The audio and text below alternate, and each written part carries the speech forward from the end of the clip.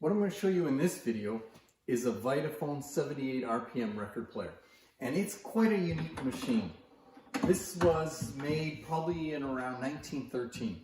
The company started in the US in 1912, and then they opened up a branch in Toronto, Canada in 1913. And since we're very close to Toronto, I'm guessing this is one of the Canadian-made ones because they manufactured them here too.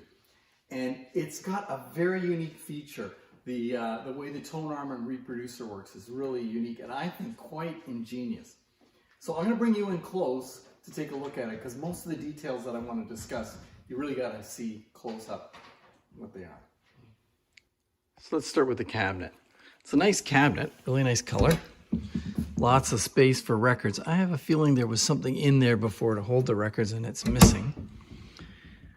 Then an unusual arrangement for the horn. The horn is on top instead of the record player's sound coming out the bottom. Here, they are coming out the top. So the lid is the horn.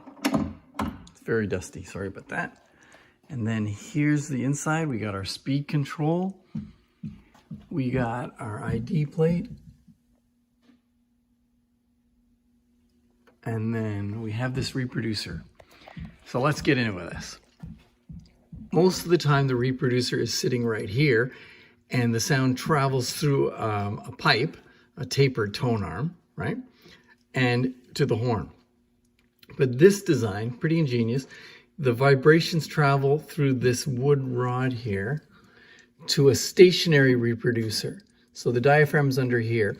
And this isn't connected directly to that diaphragm. There's like a linkage mechanism giving it a little bit of a lever action to increase the amplitude. And so this moves up and down, put on the record. You can see there. The thing is the weight that is, the pressure is controlled by this. It's really hard to see, but there's a string here.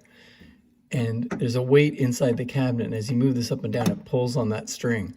So the force pulling down on the reproducer, or I mean the needle, is a spring or a weight inside the cabinet. And then the diaphragm sound goes up here through this tube and all along here, which I think is a little strange because the whole point of not having a tapered tone arm was the sound comes directly into the horn, but now it's going through all these pipes or tubes. So I don't know. Let's hear how it sounds. Okay, I got it wound up. We're at the right speed. Let's start the record player. Get it up to speed here. I'll give it a help. Let's try the tone arm.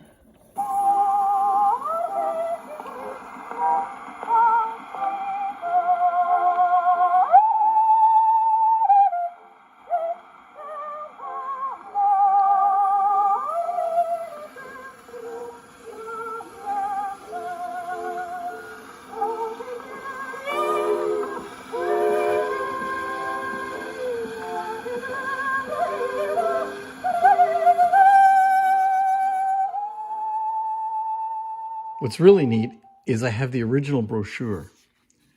Let's take a look. All the information about this machine and a picture of it. So it's a Vitaphone type number 100, and it was $100. So that's pretty cool. You don't usually find that kind of stuff. And there's some information on the unusual tone arm arrangement. So what did you think? Did it sound good? Sometimes it's hard to tell when you're listening to opera. I'm actually not a big opera fan. But it's, you know, it sounded pretty good. It wasn't super loud, but it sounded pretty good. And I think it's such an interesting arrangement for the reproducer and tone arm. That makes this a real cool machine.